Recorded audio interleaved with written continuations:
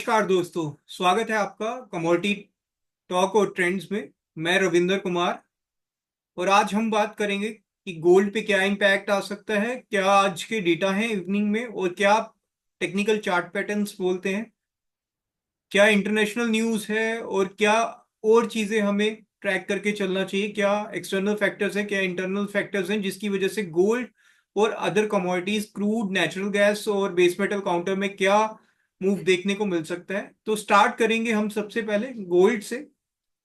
तो गोल्ड का हमारे पास आपके सामने इस समय स्क्रीन पे है आर्ली चार्ट और ये है इंटरनेशनल गोल्ड कॉमेक्स का।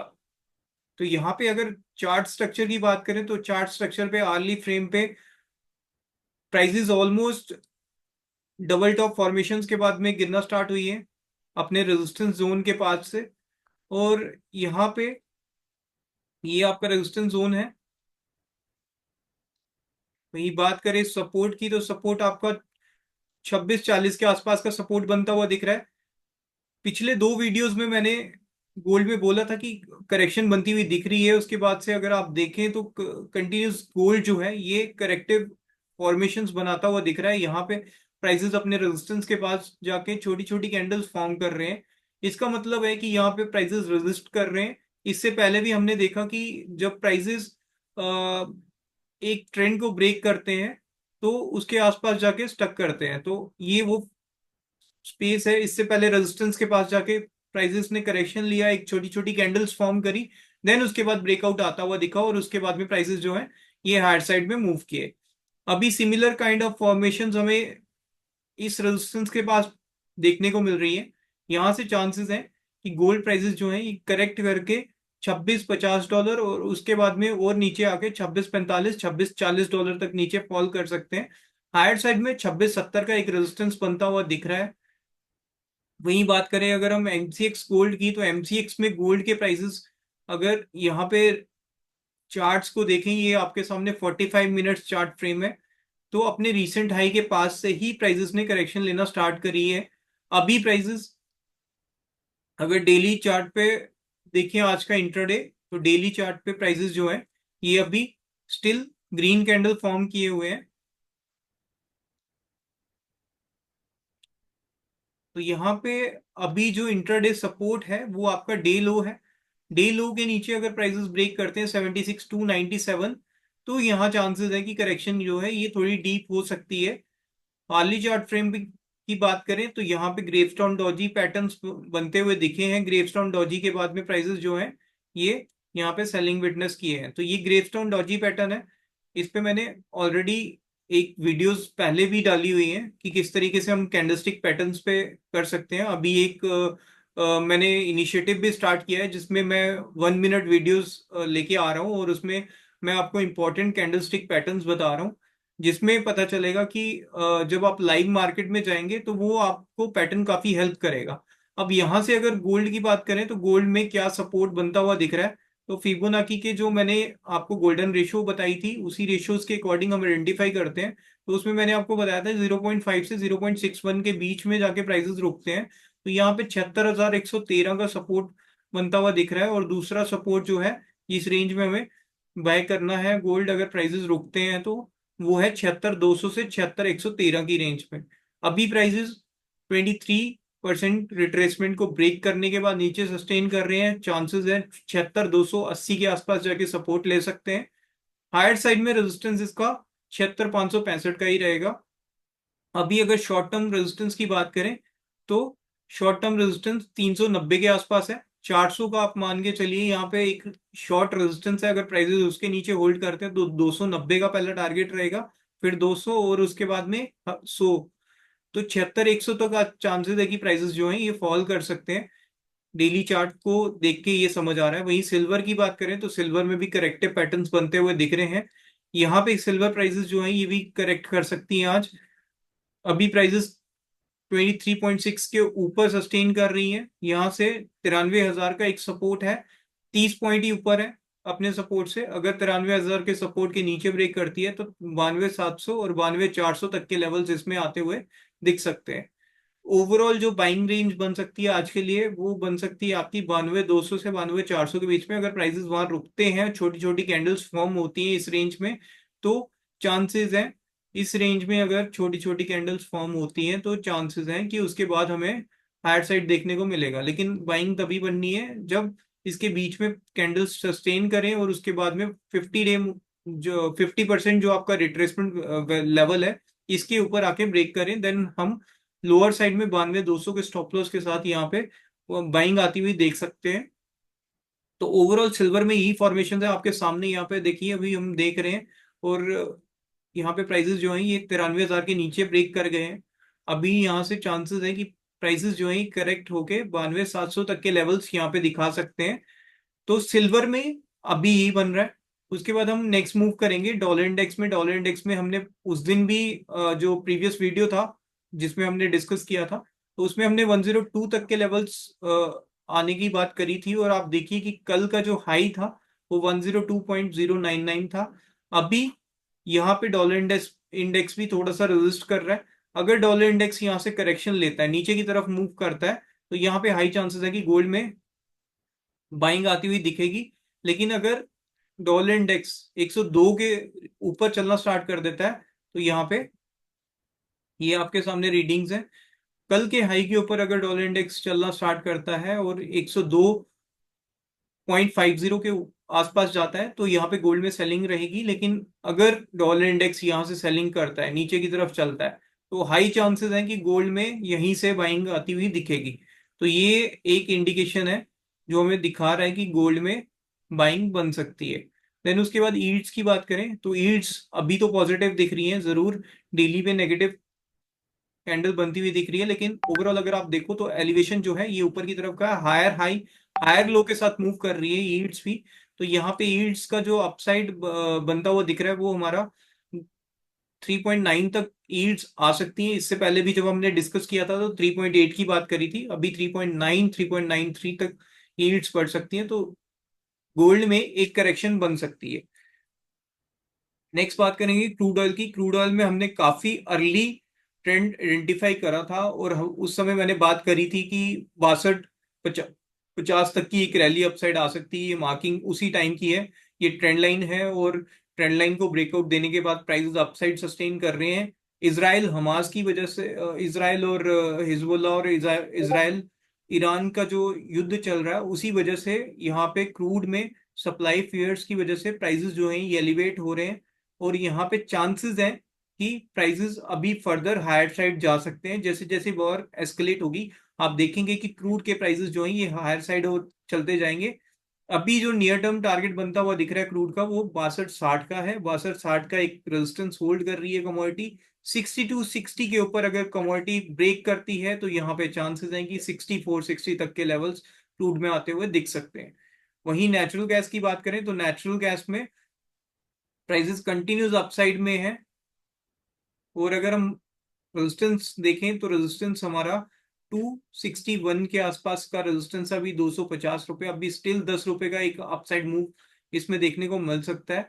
तो इसमें कंटिन्यूस डिप पे बाइंग करके चलना चाहिए। और यहाँ पे 261 का एक रेजिस्टेंस है, अगर 261 के रेजिस्टेंस को ब्रेक करते हैं प्राइसेस, तो यहाँ पे चांसेस हैं कि फर्दर हायर साइड की एक रैली आती हुई दिखेगी, जो कि अपसाइड में 276 रुपए के तक के लेवल्स दिखा सकती है। तो नेचुरल गैस में एक बड़ी तेजी बनती हुई दिख रही है। यहाँ पे अगर वीकली चार्ट्स की भी बात करें तो वीकली चार्ट फ्रेम पे यहाँ पे डब्ल्यू पैटर्न बनता हुआ दिख रहा है, और डब्ल्यू पैटर्न पे जो टारगेट आ रहे हैं वो 280 तक के टारगेट्स आ रहे हैं।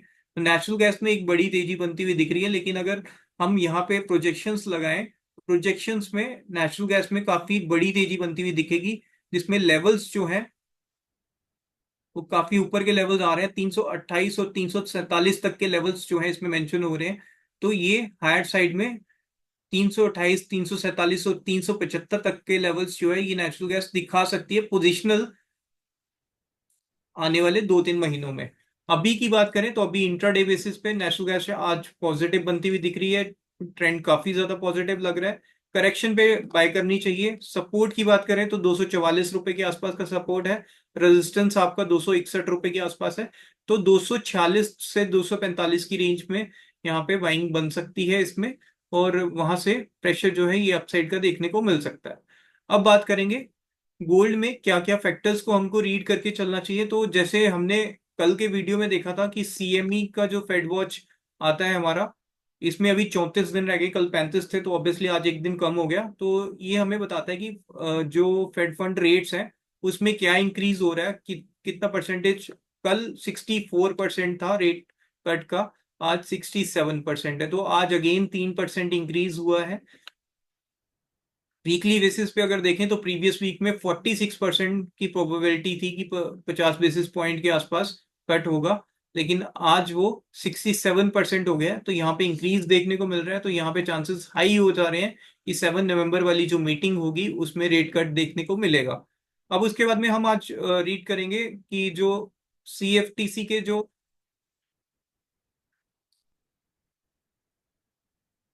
पोजीशंस हैं, जिसमें हम कमिटमेंट ऑफ ट्रेडर्स रिपोर्ट को पढ़ेंगे और commitment of trader disaggregated report को पढ़ेंगे, जिसमें हम कमर्शियल्स, मैंने आपको पहले बताया था कि कमर्शियल्स कौन रहते हैं, जो हमारे हेजर्स होते हैं, प्रोड्यूसर्स होते हैं, मर्चेंट्स होते हैं, वो होते हैं। और ये ऊपर वाली जो है ये ट्रेडर्स रिपोर्ट है और नीचे वाली एग्रीगेट डिसएग्रीगेटेड रिपोर्ट है।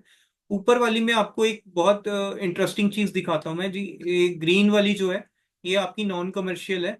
यहाँ पे ये नीचे में भी लिखा हुआ है नॉन कमर्शियल लार्ज स्पेकुलेटर्स।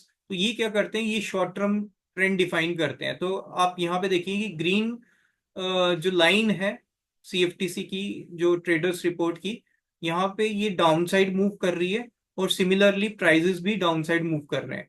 तो यहाँ कहीं ये बॉटम आउट होती है, उसके बाद में ये अपसाइड आ गई, लेकिन प्राइजेस डाउन साइड थे। तो एक यहाँ पे हमको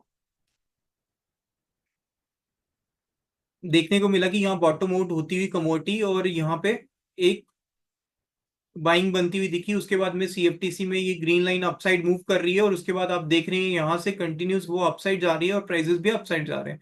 उसके बाद जैसे ही ये डाउन साइड आती हुई दिखी, अगेन प्राइसेस भी उसी तरीके से मूव कर रहे हैं।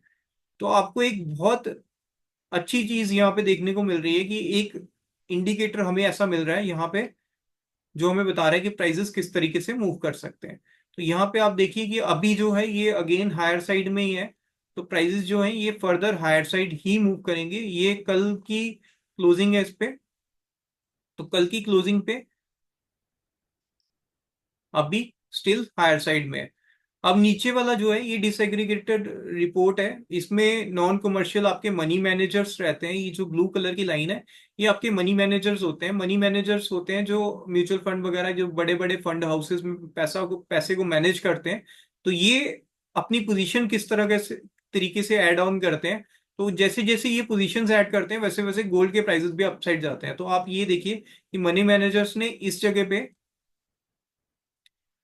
2038 के लेवल के आसपास मनी मैनेजर्स ने पोजीशन बनाना स्टार्ट की थी। उसके बाद में गोल्ड प्राइसेस में वो फर्दर हायर साइड पोजीशन बनाते चले गए लॉन्ग साइड में, और अभी तक वो स्टिल लॉन्ग साइड में है। तो यहाँ से मेन ट्रेंड जो है ये पॉजिटिव साइड का ही है। उसके बाद में कमर्शियल जो स्वैप डीलर है उनकी पोजीशन जो है वो शॉर्ट साइड में है डिसएग्रीगेटेड रिपोर्ट में। वहीं अगर हम बात करें नॉन कमर्शियल्स की, तो नॉन कमर्शियल्स जो है हमारे प्रोड्यूसर्स और मर्चेंट जो हैं वो शॉर्ट पोजीशंस पे चल रहे हैं अभी। तो शॉर्ट टर्म ट्रेंड आपका अपसाइड का बनता हुआ दिख रहा है यहाँ पे, लेकिन जरूर यहाँ पे एक करेक्शन के चांसेस हैं, हायर साइड से करेक्शन हो सकती है। अब हमने सीएमई की फेड वॉच रिपोर्ट भी देख ली, कमिटमेंट ऑफ ट्रेडर्स की रिपोर्ट देख ली। उसके बाद में जो नेक्स्ट है वो है हमारा आज का डेटा। तो आज के डेटा में हमारे पास बहुत इंपॉर्टेंट डेटा है। नॉन फॉर्म पेरोल डेटा आने वाला है, एवरेज अर्निंग्स आने वाली है। एवरेज अर्निंग्स हमें बताती है कि